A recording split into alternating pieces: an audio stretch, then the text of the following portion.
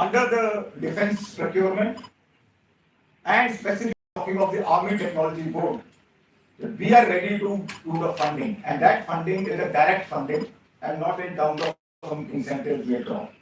Direct funding.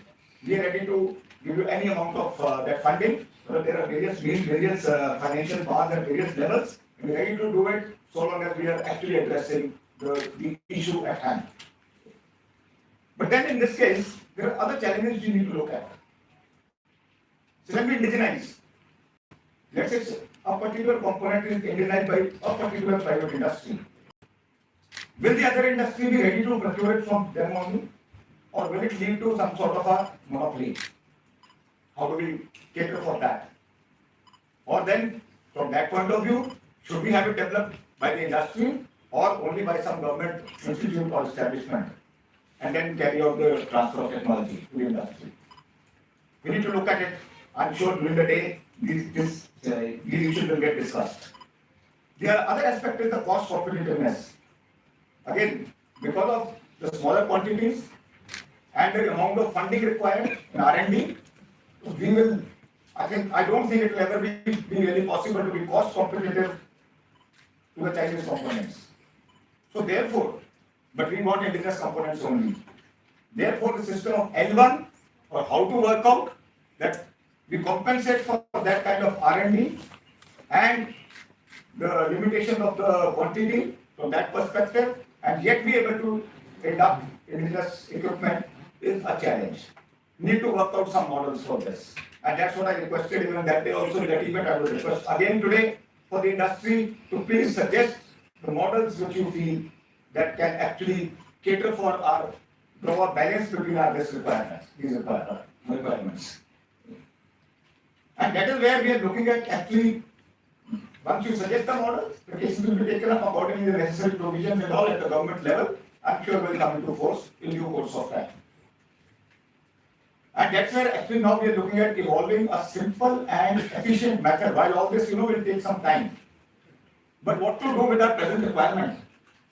This indigenization of the components we all understand will take some time. But we really can't wait for it.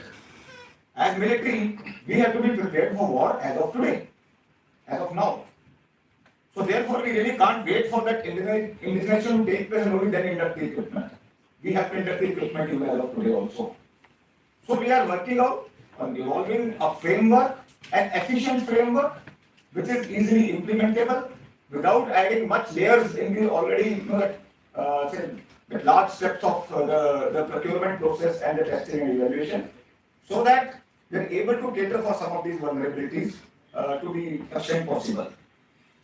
And towards that, having worked out the framework, we also going to evolve a roadmap for the indigenization.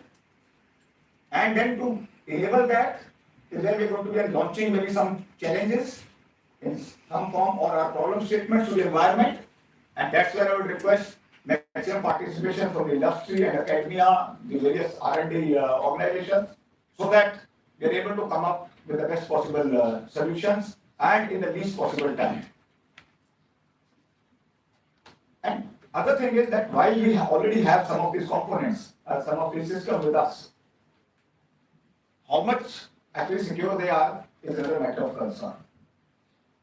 So therefore, to meet this gap between where we are today and when we are able to finally achieve that indigenization, in the interim, what do we do? Other than that framework, I think one of the options is to create some layers of cyber security in our systems, so that it is not able to communicate. Once it is not able to communicate from its source of those vulnerabilities, I think the issue can be actually addressed to a large extent. So that is where again we would request the industry to come up with your solutions for this, which is proposed to us, and that in the immediate future we will look at how to make our systems cyber secure.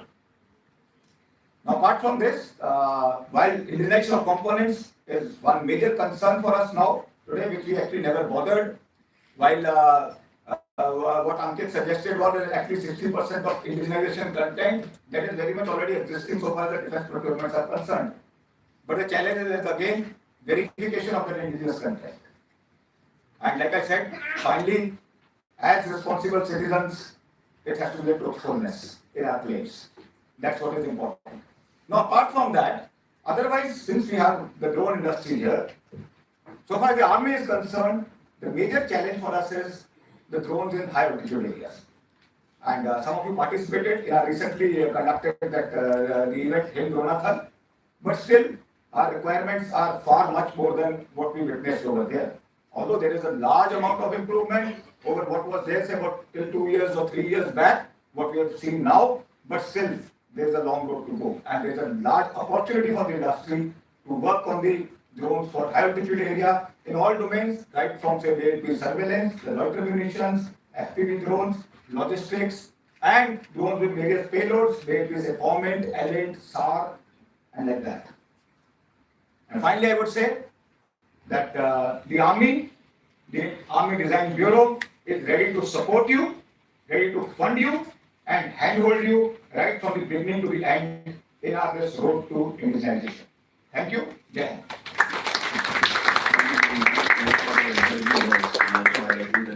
Issues around indigenization. And as mentioned to you at Varta, that FICCI is really working towards indigenization, and these issues we are going to look at and map the exact requirement what you had articulated to us. So I'm just reiterating to give you further assurance that FICCI will get back to you with the ask that you had given to us, and in due course of time, we'll very soon come back to you with the required ask that you had. Thank you so much for sharing your views with us. Thank you so much. Now, we move on to the address of our chief guest, Sri Rumnung Manji, Secretary, Ministry of Civil Aviation, requesting sir to kindly share your views with us and vision with us and guide us with your keynote address.